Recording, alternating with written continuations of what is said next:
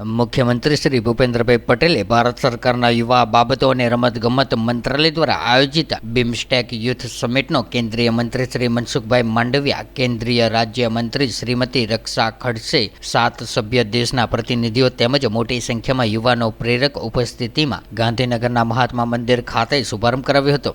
મુખ્યમંત્રીશ્રીએ બંગાળના ઉપસાગરની આસપાસના દેશો વચ્ચે વિવિધ સેક્ટર્સમાં પરસ્પર સહભાગિતા સ્થાપવાના ઉદ્દેશ્ય સાથે સ્થાપવામાં આવેલા આ સંગઠનની સમિટના ગુજરાતની ભૂમિ ઉપર આયોજનને right job at right place ગણાવતા કહ્યું હતું કે માનનીય વડાપ્રધાન શ્રી નરેન્દ્ર મોદીએ યુવાઓને વિકસિત ભારતના નિર્માણ માટે પ્રોત્સાહિત કર્યા છે.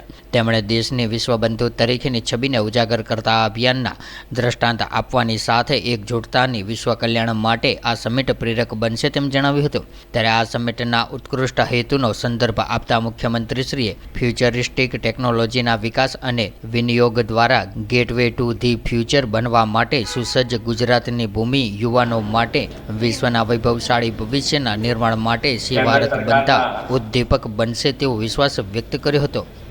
ખેલ મંત્રાલય દ્વારા આયોજિત પ્રથમ બિમસ્ટેક યુથ સમિટના ઉદ્ઘાટન સમારંભમાં આપની સૌની સાથે મંચ ઉપર ઉપસ્થિત કેન્દ્રીય મંત્રી શ્રી મનસુખભાઈ માંડવિયા, કેન્દ્રીય રાજ્યમંત્રી શ્રીમતી રક્ષા ખડસેજી, કેન્દ્રીય સચિવ શ્રી જયદીપ મજમુદાર, CINના પાસ્ટ નેશનલ ચેર શ્રી વિશાલ કુમાર અગ્રવાલ, ઉપસ્થિત સૌ અધિકારીગણ, દેશ વિદેશથી વધારેલા સૌ યુવા પ્રતિભા, પ્રેસ મીડિયાના મિત્રો, સૌને મારા નમસ્કાર.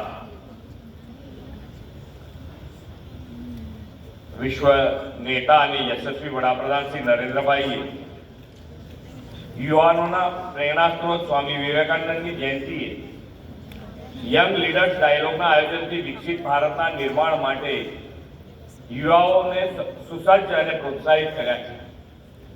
વડાપ્રધાનશ્રીએ વિકસિત ભારતના નિર્માણ માટે કોઈ પણ રાજનીતિક બેકગ્રાઉન્ડ વગર 1 લાખ યુવા નેતા તરીકે યંગ લીડર્સ ડાયલોગના માધ્યમથી તૈયાર કરવાનું લક્ષ્ય રાખ્યું છે.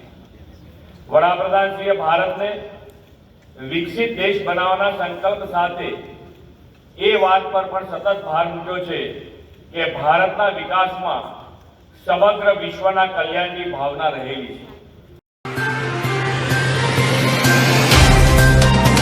तो व्हाट्सएप, ट्विटर, फेसबुक, इंस्टा जहाँ भी आपका अकाउंट है, इसे शेयर बटन के द्वारा वहाँ पर शेयर करें.